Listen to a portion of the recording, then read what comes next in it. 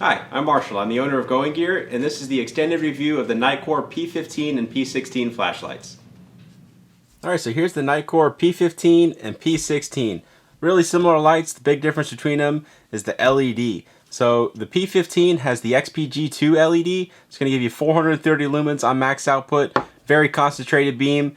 XML2 on the P16, 960 lumens, a little bit more of a spread out beam. They actually have about the same amount of throw. So personally, I would definitely go for the P16. I know some people like the more concentrated beam, so you do have the P15, and it's also a little bit lower priced. So you have either one, both very similar lights, and they have the same accessories and interface and everything. So that's why I went ahead and pulled out the P15. So we're going to use the P16 to show you the interface, and I'll show you all the accessories and everything that you get. And then we'll take them both outside later in the video, and you'll be able to see the beams side by side to help you choose between the two. Alright, so here is the P16 user manual. Definitely worth a read. You've got all kinds of information in here. Nitecore actually makes some really nice user manuals, but it talks about runtime, 960 lumens on max output for an hour and 45 minutes. Lowest one is going to be a one single lumen for 520 minutes, or 520 hours. And that's using 18650s. And of course, you can always get the complete specs on our site. So I'm going to go and set that to the side. Here's the holster. We'll show you that better. Warranty card.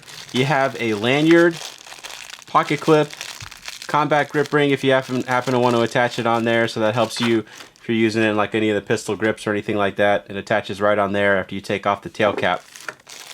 And spare O-ring, spare boot cover tail cap in case you ever happen to need to replace that. So we're going to go ahead and pop the light out, set all that stuff to the side, and show you the holster. So you have this hook and loop closure flap that goes over the bottom of the light. The tail cap is going to stick out. At the bottom of the holster, flap goes over the top. You have this hook and loop on the back. You can use it to attach it to your pack or your belt or wherever else you want to attach it to. Another slot in there to attach it to your belt or whatever. Big sturdy O-ring or D-ring up here to use it to attach also. Got a nice little flap here you can actually grab and pull it, so it's pretty easy to get this thing in and out. So that's the holster. They did a pretty decent job on that. Here are the two lights side by side. You can see physically they're very, very similar. You got one thing that you'll notice, there's a little bit of additional heat sinking on the P16. It's putting out a lot of power, a lot of lumens, so I guess they wanted to give it a little bit more surface area.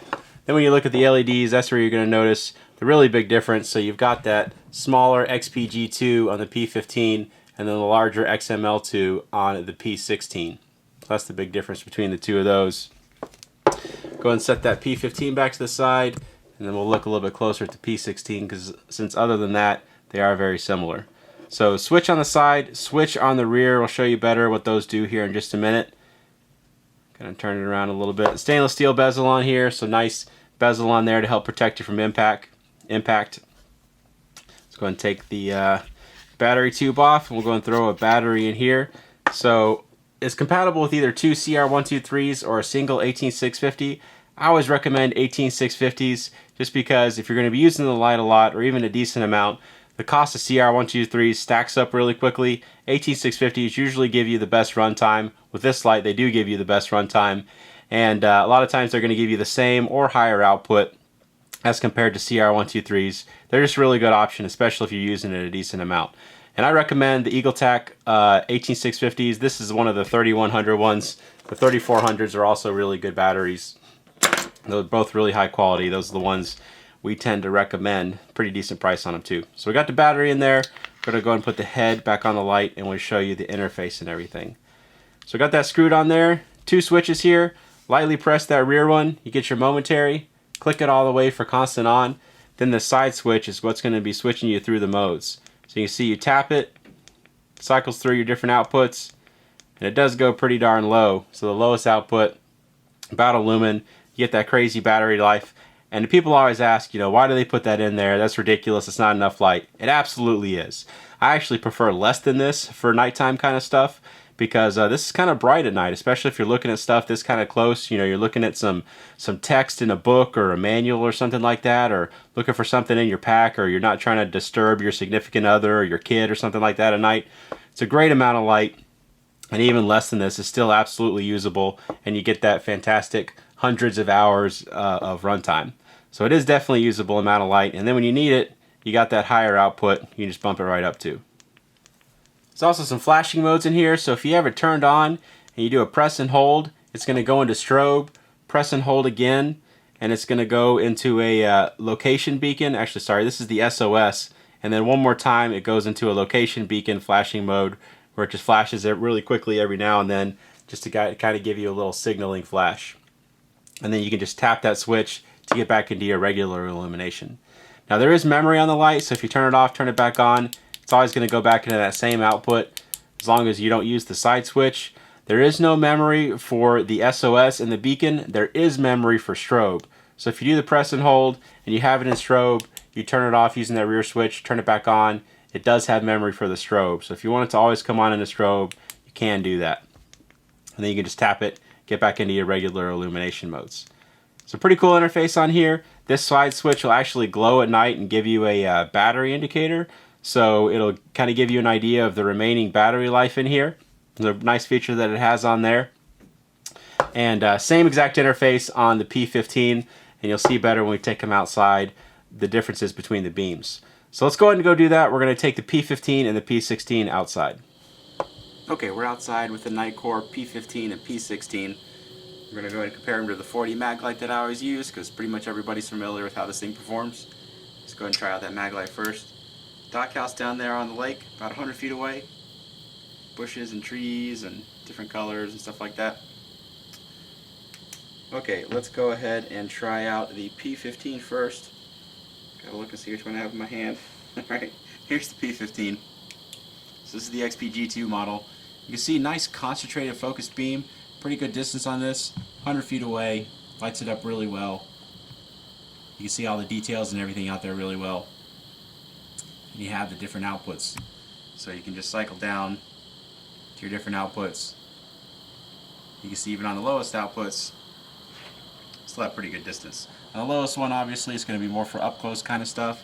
It's not going to get out to 100 feet very well. Then you can bump it up to the other ones if you need them. Okay, let's try out the P16. So there's the P16. You can see more spread out beam, so more lumens, definitely a larger hotspot. It's going to spread out the light more. Kind of shine that around.